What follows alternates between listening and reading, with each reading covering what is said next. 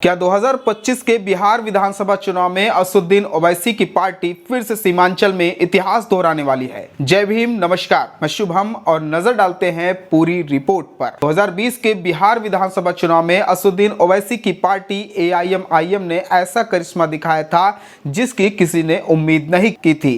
कुल 20 सीटों पर चुनाव लड़ते हुए एआईएमआईएम ने सीमांचल की 5 सीटें जीतकर सभी दलों को हैरान कर दिया था। अमौर से अख्तरुल ईमान, से सैयद रुकमुद्दीन अहमद, कोचाधामन से मोहम्मद इजहार असफी, बहादुरगंज से मोहम्मद अजहर नईमी और जोकीहाट से शहनाज आलम विधायक चुने गए। ये जीत सिर्फ जीत नहीं थी बल्कि इसने बिहार की राजनीति में एआईएमआईएम को एक ठोस पहचान दिलाई थी। सीमांचल के मुस्लिम बाहुल इलाके में एआईएमआईएम का प्रदर्शन जबरदस्त रहा। उदाहरण के लिए जोकीहाट में शहनाज आलम ने आरजेडी के प्रत्याशी को लगभग 7,383 वोट के अंतर से हराया था। वहीं बहादुरगंज में एआईएमआईएम के प्रत्याशी को 51% से अधिक वोट मिले। यह साफ संकेत था कि मुस्लिम वोट बैंक असदुद्दीन ओवैसी का असर गहरा हो चुका है और पारंपरिक दलों के लिए चुनौती खड़ी हो गई है। अब सवाल उठता है कि 2025 में तस्वीर कैसी होगी। हाल के महीनों में असदुद्दीन ओवैसी लगातार राष्ट्रीय मुद्दों पर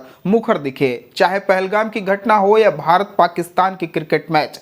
असदुद्दीन ओवैसी ने खुले मंच से बेबाकी से अपनी राय रखी। इस तेवर ने एआईएमआईएम को सिर्फ बिहार ही नहीं बल्कि राष्ट्रीय राजनीति में चर्चा का केंद्र बना दिया है। सीमांचल के बाहर भी युवा और अल्पसंख्यक मतदाता उन्हें उम्मीद की नजर से देखने लगे हैं। बिहार की राजनीति जातीय समीकरणों और मुस्लिम वोट बैंक पर टिकी रहती है। ऐसे में एआईएमआईएम का बढ़ता प्रभाव सिर्फ सीमांचल तक सीमित नहीं रहेगा बल्कि यह पटना, अररिया और किशनगंज से आगे भी असर डाल सकता है। लेकिन चुनौती यह है कि क्या ओवैसी गैर मुस्लिम और दलित पिछड़े वोटरों को भी अपने साथ जोड़ पाएंगे। अगर एआईएमआईएम विकास, शिक्षा और रोजगार जैसे मुद्दों पर ठोस एजेंडा पेश करती है तो यह पार्टी विपक्षी दलों की गणित को बिगाड़ सकती है। 2020 में 5 सीटें जीतकर एआईएमआईएम ने बिहार विधानसभा में अपनी मौजूदगी दर्ज कराई थी।